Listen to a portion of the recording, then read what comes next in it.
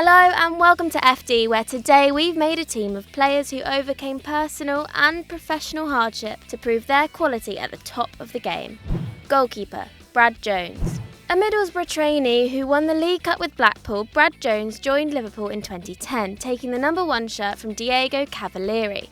However, the Australian only appeared in cup competitions and spent time on loan at Derby before he was forced to take time away from the game. Jones's son Luca was diagnosed with leukemia at just 5 years old in 2010, and Jones understandably took much of the year off to spend time with his son. Sadly, Luca died in November 2011. Liverpool showed their respect by wearing black armbands in their following match against Chelsea. He saved a penalty in the Reds' 3-2 victory over Blackburn and dedicated the result to his son. After leaving Anfield in 2015, he joined Feyenoord. He kept 17 clean sheets in 32 games as the club won their first title in 18 years. Defender, Victor Moses. Victor Moses was born in Nigeria but moved to the UK as an asylum seeker when he was just 11 after both his parents were killed. Originally a winger, Moses came through Crystal Palace's academy, where he caught attention after scoring 50 goals in a season at 14. Always dependable, it was still a surprise in 2012 when Chelsea picked up the white man after a campaign in which he'd scored 6 goals in 38 appearances. Moses was 21 at the time, and though the Blues gave him a chance to get into the team, they were ultimately unimpressed, farming Moses out on 3 successive loans. He scored another 6 goals, but it took him 4 seasons. However, the arrival of Antonio Conte and the switch to 3 at the back gave the player a chance at Stamford Bridge. As a wing-back, he missed just 5 games in the 2016-17 campaign, as Chelsea conceded under a goal a game and won the title. Now a favourite of Antonio Conte's, Moses looks set for a glittering second half to his career. Defender, Franco Baresi. It's amazing how small some of the game's greatest defenders have been. Passarella, Cannavaro and Baresi were all 5'9" or shorter. But one day in California in 1994, the AC Milan legend cemented his legacy as a giant of the game. The Italian had just won his 5th title and 3rd Champions League at the age of 34 and was made captain of Italy's World Cup campaign. However, the 44 games he had played that season caught up with him, and in Italy's second group game he damaged the meniscus in his knee. Recovery was expected to take months, but rather than fly home and prepare for the new season, Baresi had surgery the next day and set about an intense rehab schedule. Italy made it to the final, and against all odds, Baresi returned just 25 days after his injury. Against Brazil's fearsome pairing of Romario and Babito, the veteran produced one of the best performances of his career, keeping a clean sheet and forcing a penalty shootout. However, despite having scored 21 penalties in his career out of 33 total goals, Baresi missed his spot kick and Italy lost. But in a way, it didn't matter. Kaiser Franz had already written his name in the World Cup history book. Defender, Tony Adams. An Arsenal defender for 22 years, Tony Adams captained the club between the ages of 21 and 35, playing nearly 700 times for the Gunners. And his brilliant career almost becomes more impressive when you find out that, like many footballers before 2000, Adams was an alcoholic. As a youngster, Adams would routinely get into fights in clubs, play Arsenal matches drunk, and in 1990, at 24, he hit rock bottom when he crashed his car into a wall in Essex. Good job it was only a Ford. When breathalyzed, the England international was 4 times over the legal blood alcohol limit, and he was given 4 months in prison, of which he served half. Adams's problem was now common knowledge, and he was instrumental in starting a conversation about drug and alcohol abuse at the top of the game. He would lead Arsenal to another 2 League and FA Cup doubles and appear in the Team of the Year on 3 occasions, as well as founding the Sporting Chance charity, a clinic which provides addiction support for athletes. Defender, Philippe Luiz. You can't blame Luiz for joining Chelsea back in 2014. The Brazilian had just won a Liga with Atletico after a stunning season which saw him appear in the Team of the Year, and Chelsea offered him around $5 million for his services. Not bad for a man who had spent years in Real Madrid and Ajax's B team and almost ruined his career with a drinking problem.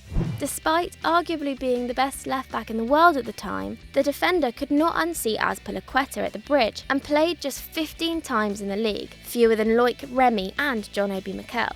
After 1 year and another title, Luiz moved back to Madrid, and he helped Atletico reach a second Champions League final in 3 years in 2016. In the last 2 years, he's missed just 10 league games, and of his 31 Brazilian caps, 20 have come since he returned to Spain. Midfield, Paul Scholes. With Scholes' taste for crunching tackles, it's amazing that the biggest threat to the Ginger Maestro's career was an eye problem. In 2005, the United playmaker had won the Champions League and 6 Premier League titles, but during a game against Birmingham, something went wrong. "I could see a ball coming towards me," said Scholes, "then it suddenly felt like there were 3 or 4 balls all coming towards me." It turned out that Scholes had a bleed behind his eye caused by a blocked vein, and United installed an eye reactor at their training ground for the English international to test his vision. Then, at 30 years old, it was thought the condition could end Scholes' career. However, the midfielder's eyesight fortunately returned to normal, and he played 45 games the following campaign, making the team of the season and winning the title. A year on, he lifted the Champions League trophy for the second time, and he went on to play for the Red Devils until he was 38, making over 700 appearances for the club. Midfield, Czech Totti. Newcastle were hosting Arsenal in the Premier League in 2011 and were set to catch a beating right from the off. Theo Walcott scored in the first minute. Johan Giroud added another after 3, and by half-time the Magpies were 4-0 down. However, Arsenal have long been the kings of losing unlosable matches. 5 minutes after the interval, Giroud had limped off to be replaced with Sebastian Squillaci, and Abu Diaby saw red after a tussle with Joey Barton. The Scouser scored 2 pens either side of a Lyon best strike, and with seconds left on the clock, Newcastle needed 1 more to secure an improbable point. Step forward, Czech Totti, who met a half-cleared free kick with a left-foot thunderbolt, blasting into the bottom corner from 30 yards, to the delight of the St James's Park crowd. It was to be the only goal he scored for Newcastle in 156 appearances. Sadly, the Ivorian died in 2017 at the age of just 30 after suffering a cardiac arrest during training. He'll never be forgotten. Midfielder, Juanjo Arango. Perhaps the greatest Venezuelan player ever, Juanjo Arango holds the nation's records for most caps and most goals, with 23 strikes and 129 appearances. Though his only honour is a CONCACAF Champions Cup with Pachuca, the attacking mid has lit up La Liga, the Bundesliga and the North American Soccer League with his stunning free kicks and magical left foot. In 2005, while at Mallorca, Arango was involved in a horrifying collision with Sevilla's Javi Navarro. Navarro hit Arango with a brutal elbow to the face, and while the Red and White's captain initially protested, both players and official quickly ran to Arango's aid when they saw the South American lying limp on the ground. His cheekbone was broken and he'd swallowed his tongue, which could have suffocated him if quick action hadn't been taken. It took a month before the playmaker got back on the field, but the next season he was Mallorca's top scorer, netting 11 of their 37 league goals as they finished 13th. Forward, Henrik Larsson. Henrik Larsson was already on his way to superstardom at Celtic Park in 1999. The Swede had been with the Hoops for 2 seasons and had scored 69 goals in 107 games for the club. So when he broke his leg in 2 places during a UEFA Cup tie against Lyon, green hearts were broken. The Swede sat out for the rest of the season and had to have a titanium rod inserted into his leg. It was widely expected that he would never be the same again, and in a way that was true. The striker returned to Euro 2000, scoring against Italy, and he subsequently had the best campaign of his career, hitting 53 in 50 games for Celtic. Larsson won a Scottish treble and a European Golden Boot, beating Crespo and Shevchenko to the award. And when he eventually left for Barcelona in 2004, he had scored 242 goals in 313 matches. His strike rate before the injury was 0.6 goals a game. His strike rate afterward, 0.8 per game. Forward, Carney. When Ajax won the Champions League in 1995, Georgian Carney became just the 4th and 5th African players to lift the club football's greatest trophy. Carney was 19 at the time, and that summer captained Nigeria to an Olympic gold medal, being named African Player of the Year, before his prospects and his life came under threat.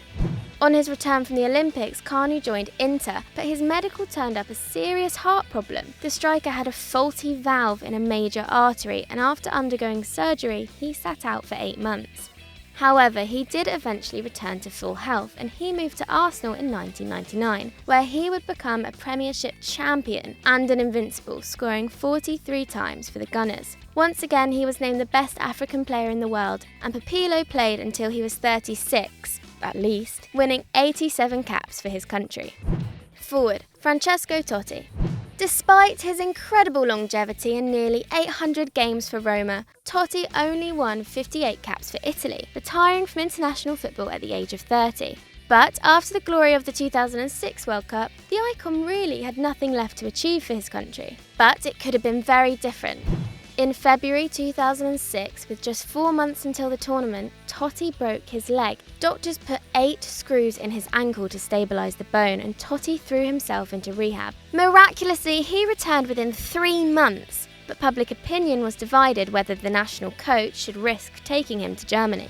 He needn't have worried. Totti scored once and provided 4 assists, playing all 7 games as the Azzurri won their 4th World Cup. Cannavaro may have won the Ballon d'Or, but Totti was Italy's inspiration. Thank you for watching, and if you like that, why not click here for another great video? And don't forget to like and subscribe.